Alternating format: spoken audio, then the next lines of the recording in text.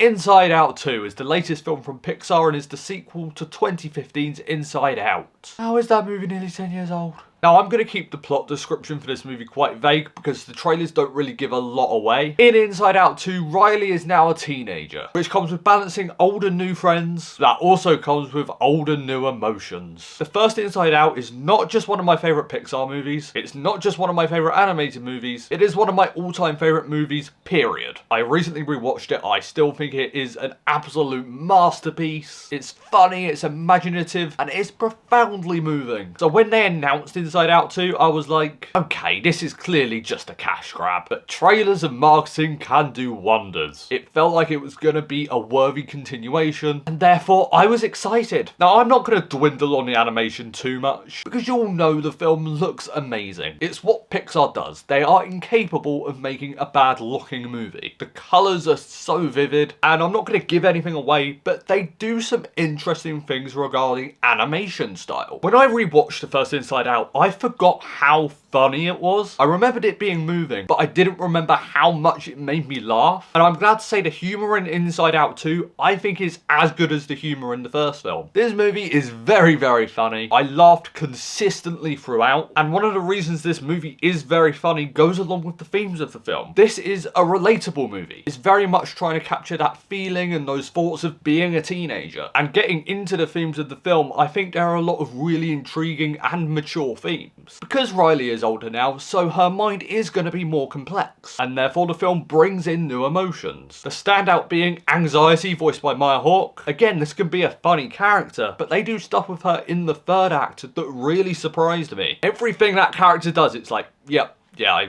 I've felt that. And I especially think that character creates for some of the most powerful moments in the film. Although I will say this film doesn't have a take her to the moon for me moment. Finally, the pacing is excellent. This movie is 90 minutes.